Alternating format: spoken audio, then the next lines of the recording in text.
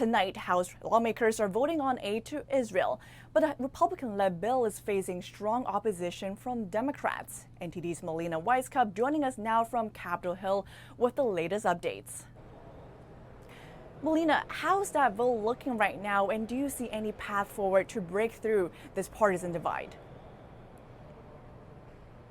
Well, Iris, it's looking like the House is on track to vote on that bill within the next hour or so. They are a bit delayed at this point. But as for how we expect that vote to turn out, we are suspecting that there will be at least a few Democrats that will vote with Republicans, not because they agree with all of the details in the bill, but simply because they do want to show solidarity with Israel. But we do know the vast majority of Democrats will be voting against it, saying they don't want to set a precedent for tying foreign aid to domestic spending cuts. This specific bill that Republicans are pushing on the House floor right now offsets the $14 billion cost of the Israel aid with an equal amount of spending cuts from the IRS.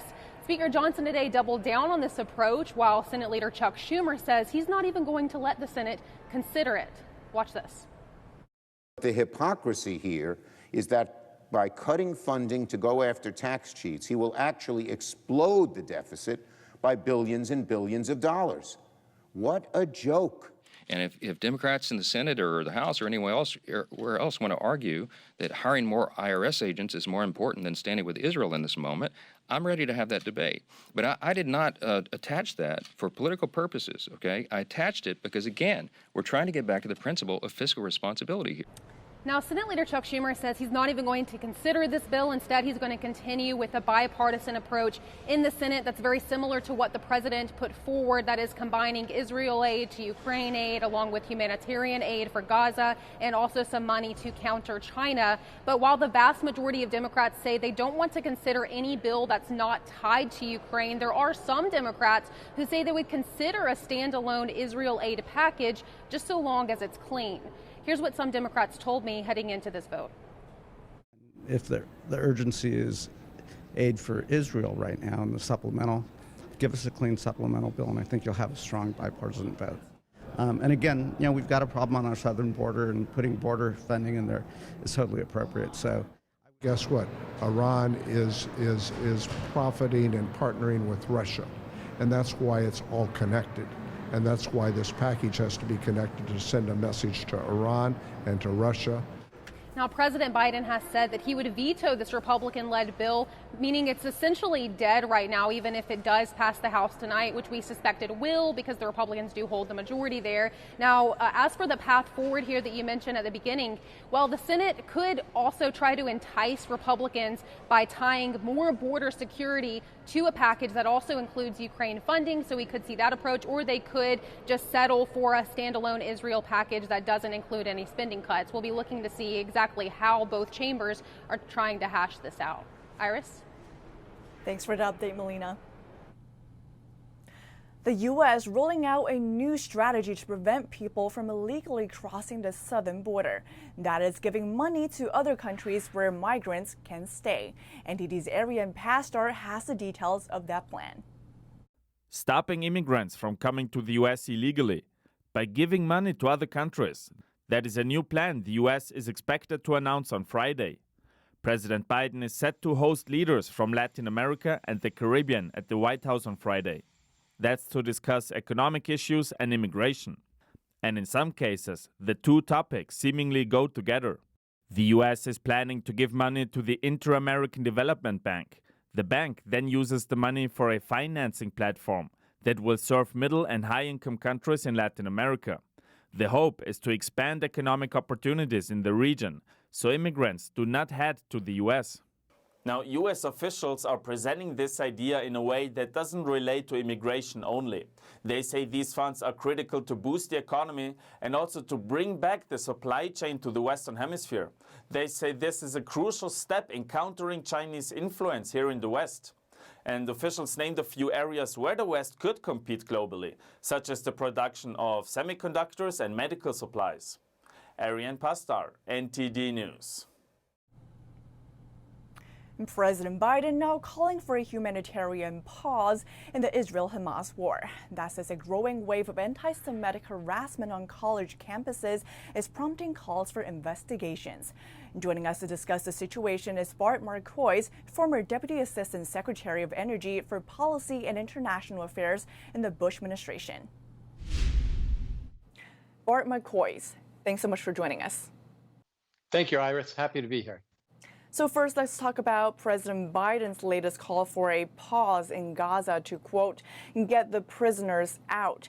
So the administration has made clear that a pause does not mean a ceasefire. So do you think a humanitarian pause should come in at this point, and what are its potential implications? Absolutely not. We've seen with people like Hamas and like their backers in Iran, hostages, they're not prisoners, they're hostages. Hostages are a commodity. And we saw just this morning that the Israelis repelled an October 7th style raid launched by Hezbollah, an attempted raid launched by Hezbollah on the northern Israeli border. And I think that was inspired by Biden's comments yesterday saying, oh, let's take a humanitarian pause to see to the welfare of the hostages. They're busy trying to take more hostages because they see that they can use them possibly to delay or postpone the Israeli response. So we're also seeing a lot of media coverage these days about an Israeli airstrike on a refugee camp in Gaza. So the Israeli military said the strikes were targeting senior Hamas commanders. And we continue to see such incidents happening, of course, as this war intensifies. So what do you think the American public should think of them? Oh, I think the American public needs to understand that what Israel is doing is destroying the underground tunnel system and bunkers that Hamas has built. And it's useful to back up a little bit. Look at that Jabalia refugee camp. They call it a refugee camp. It's been there since 1948. And the Palestinians have received billions and billions of foreign aid when they wouldn't stop spending their money on weapons and ammunition. The international community gave them cement and concrete instead of money so that they could just build homes and businesses and offices for their people. And instead of doing that, they used that donated concrete to build tunnels so that they could more effectively carry out terrorist raids against Israel. Israel is bombing the tunnel system as they promised they would. If there are any civilians around there, they have been held there by Hamas to try to use them as human shields.